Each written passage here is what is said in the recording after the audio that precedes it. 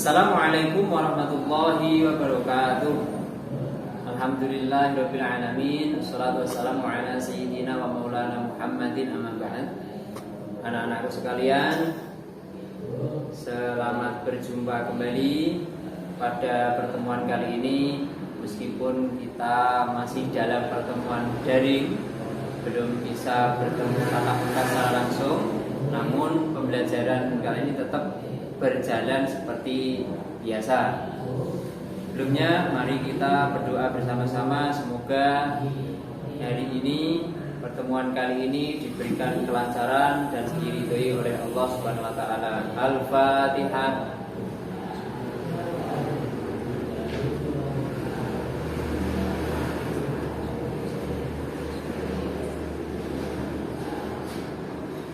Bismillahirrahmanirrahim. Raditu billahi rabba wa bil islami dina wa bi Muhammadin nabiyyan wa rasula. Rabbi zidni ilman nafi'an mubarakan warzuqni fahman ya arhamar rahimin.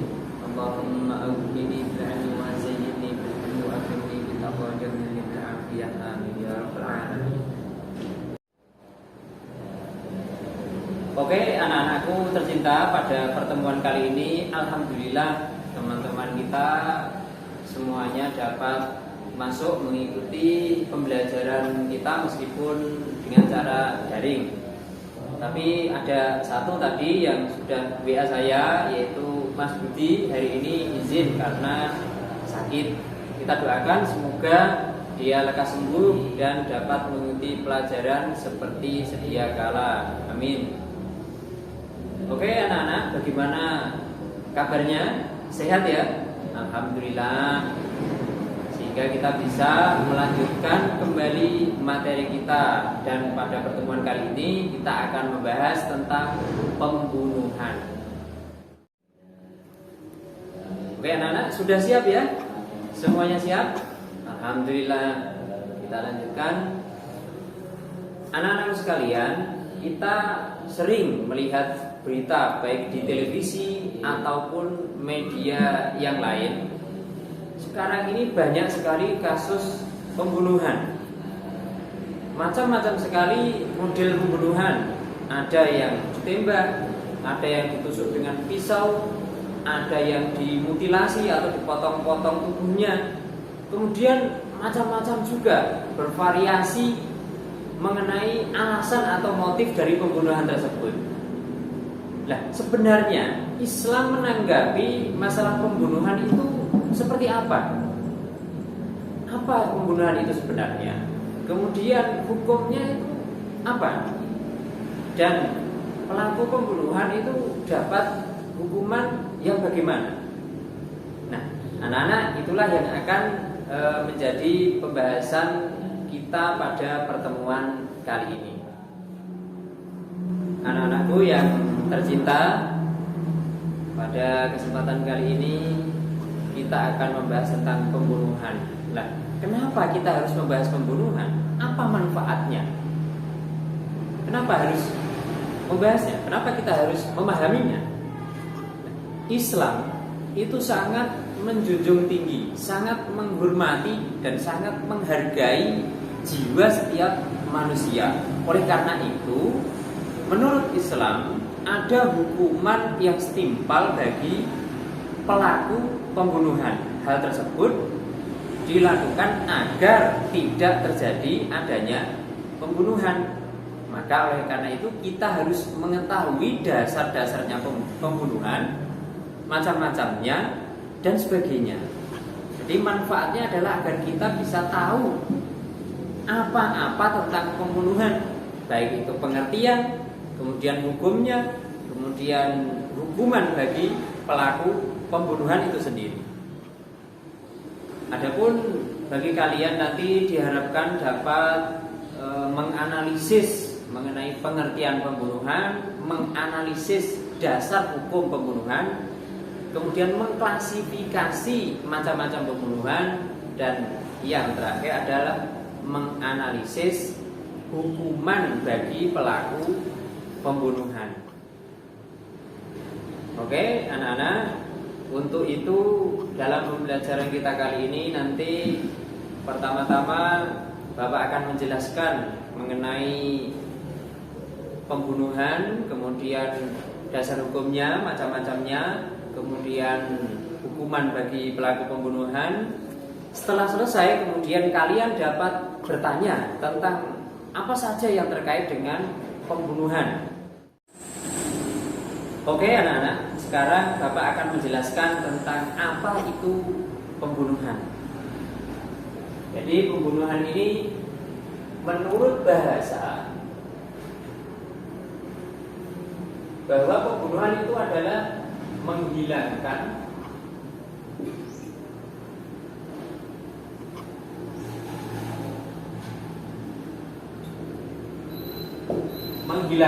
nyawa seseorang.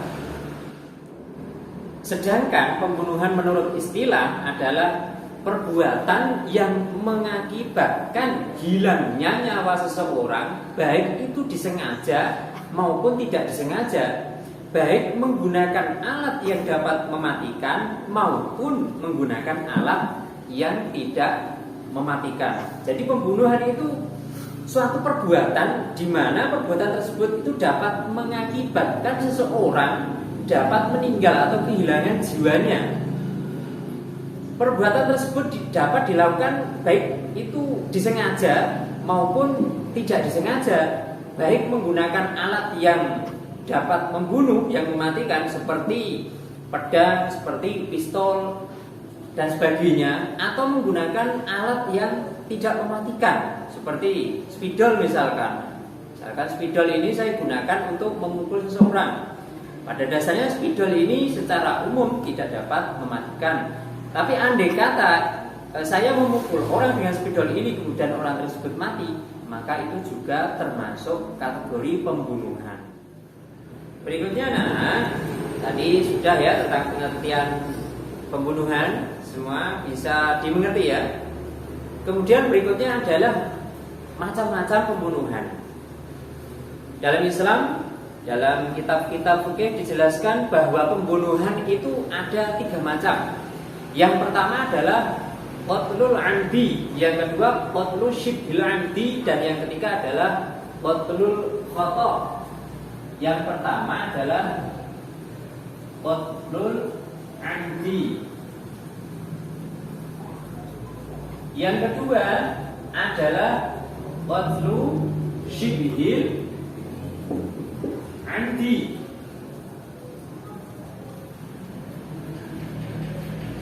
Kemudian yang ketiga adalah qatlul khata'.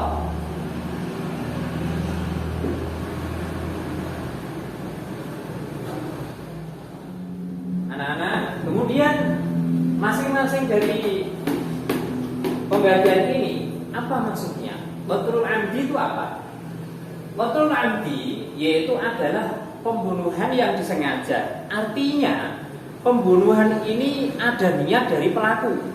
Pelaku memang sengaja sudah ada niatan untuk membunuh dan menggunakan alat yang dapat mematikan. Misalkan Paijo itu ingin membunuh Bejo. Paijo sudah niat ingin membunuh Bejo. Paijo menggunakan alat yaitu pistol. Nah, maka ini namanya pembunuhannya adalah qatlul amdi, pembunuhan yang disengaja. Karena apa? Karena ada niat, ada kesengajaan dari pelaku dan menggunakan alat yang dapat membunuh. Kemudian yang kedua adalah qatlul syibhil amdi. Apa itu qatlul syibhil amdi? Yaitu pembunuhan yang tidak ada niat dari si pelaku dan juga menggunakan alat yang tidak mematikan. Nah, misalkan si Paijo itu memukul Bejo dengan pena. Niatnya main-main atau memang niatnya ya ingin memukul, tetapi kan tidak mungkin niatnya membunuh dengan spidol. Jadi Paijo memukul Bejo dengan pensil atau spidol. Ternyata setelah dipukul Bejo itu mati. Maka ini namanya pembunuhannya adalah seperti disengaja atau qatlul syibhil amdi. Kemudian yang ketiga yaitu qatlul khata'. Qatlul khata' ini adalah pembunuhan tersalah atau karena kesalahan. Seperti misalkan ada orang berburu binatang, berburu rusa atau berburu hewan yang lain. Kemudian setelah menembak, yang ditembak itu hewan, tapi ternyata pelurunya itu nyasar, terkena orang. Nah, maka ini namanya adalah qatlul khata', pembunuhan tersalah, atau karena ada kesalahan semata-mata, bukan karena ada kesengajaan. Karena itu tadi adalah pembagian atau macam-macam pembunuhan. Berikutnya adalah dasar hukum larangan pembunuhan. Kenapa itu dilarang? Dasar hukumnya apa? Yaitu ada di Quran surat Al-Isra ayat 33. Wala taqtulun nafsallati harramallahu illa bil haqq. Dan janganlah kamu membunuh orang yang diharamkan oleh Allah kecuali dengan alasan yang benar. Itulah dalil yang menunjukkan bahwa membunuh itu adalah larangan dalam Islam. Maka bagi pelakunya nanti ada hukuman tertentu. Oke, itu kalau tadi dari Al-Quran ya. Kemudian dari hadis Nabi juga ada, yaitu hadis yang diriwayatkan oleh Bukhari Muslim. Idza taqu al-muslimani bisayfihima fal qatil wal maqtul finnar. Barang siapa apabila ada dua orang muslim yang bertemu kemudian mereka itu saling membunuh, maka baik yang membunuh atau yang dibunuh keduanya sama-sama neraka. Itu dalil yang menunjukkan bahwa pembunuhan itu adalah larangan keras dari Allah Subhanahu wa taala, larangan keras dalam ajaran Islam. Oke, berikutnya Nana, kita akan membahas tentang hukuman bagi pelaku pembunuhan. Yang pertama adalah bagaimana hukuman bagi pembunuhan kategori qatlul amdi, pembunuhan yang disengaja. Itu hukumannya apa? Hukumannya adalah qisas. Tiada lain adalah qisas. Qisas itu apa? Yaitu balasan yang setimpal. Balasan yang setimpal. Artinya ketika seorang membunuh orang tanpa hak, dia juga harus dibunuh. Yang membunuh ini tentu adalah dari hakim, bukan dari keluarga si pembunuh. Kemudian apabila dari keluarga korban, keluarga yang dibunuh ini memaafkan, maka bagi si pembunuh masih tetap mendapatkan hukuman, yaitu dia harus membayar diyat mughalladhah. Kemudian harus melaksanakan kafarat. Apa itu diyat mughalladhah? Ini akan menjadi pembahasan kita pada pertemuan berikutnya. Jadi bagi pelaku pembunuhan kategori qatlul amdi ini hukumannya adalah qisas, yaitu dibalas padan, dibunuh. Kalau keluarganya memaafkan, maka harus membayar diyat mughalladhah yang harus dibayar kontan, tidak boleh kredit, harus dibayar kontan. Selain itu ditambah lagi harus melaksanakan kafarat. Berikutnya yang kedua yaitu pelaku pembunuhan kategori qatlul shibil amdi.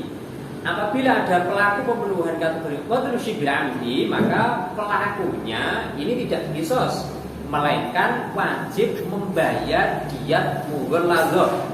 Wajib membayar diyat mughalladhah. Akan tetapi pada pelaku pembunuhan kategori qatlul shibil amdi ini boleh dicicil selama 3 tahun dan setahunnya itu sepertiga. Jadi boleh dicicil 3 kali dalam 3 tahun. Tiap tahunnya adalah sepertiganya. Boleh dicicil kalau pelaku pembunuhan dalam kategori qatlul shibil amdi. Selain itu juga harus melaksanakan atau menjalankan kafarat. Yang ketiga yaitu adalah pelaku pembunuhan kategori qatlul khata'. Apa hukumannya? Hukumannya yaitu harus membayar diyat mukhaffafah. Membayar diyat mukhaffafah, dan ini bisa diambilkan dari keluarganya. Dari keluarganya pelaku. Ini bisa. Kemudian selain itu juga harus melaksanakan atau melakukan kafarat. Dan diyat mukhaffafah ini bagi pelaku pembunuhan kategori qatlul khata' ini boleh dicicil 3 kali dalam 3 tahun. Kemudian pertanyaannya, bagaimana jika yang membunuh ini banyak orang atau berkelompok?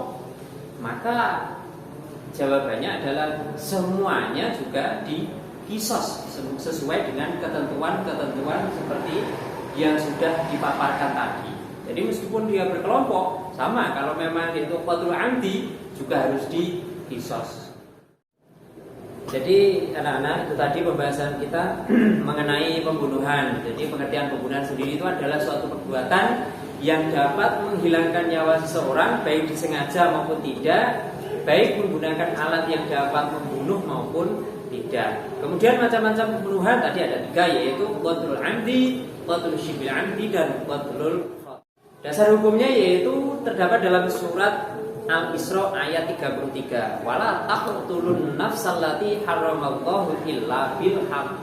Dan janganlah kamu membunuh yang diharamkan oleh Allah kecuali dengan alasan yang benar. Kemudian berikutnya adalah ini yang terakhir, yaitu adalah hukuman bagi pelaku pembunuhan. Yang pertama, pelaku pembunuhan qatlul amdi yaitu adalah qisas, dibalas dibunuh. Kalau keluarganya memaafkan, kemudian membayar diat mughalladah secara kontan, tidak boleh diangsur. Selain itu juga harus membayar kafarat. Kemudian pelaku pembunuhan yang kedua yaitu kategori qatlul syibil amdi, ini tidak usah diqisas tapi harus membayar diat mughalladah yang boleh dibayar, boleh dicicil selama 3 tahun, dan dicicil selama 3 tahun itu dicicil 3 kali, setahun sepertiganya.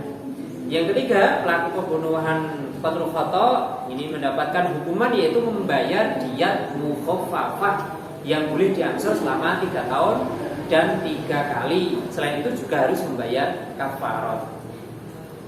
Demikian, apakah dari anak-anak ada pertanyaan? Karena tidak ada pertanyaan, maka ini tugas kalian sebagaimana tadi adalah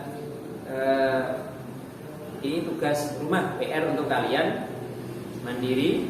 Tugasnya adalah kalian mencari berita baik di TV ataupun di YouTube boleh tentang pembunuhan. Kemudian kalian analisis. Setelah kalian analisis, pembunuhan tersebut itu masuk dalam kategori pembunuhan yang apa? Apakah qatlul amdi, apakah qatlul syibil amdi, apakah qatlul khata'.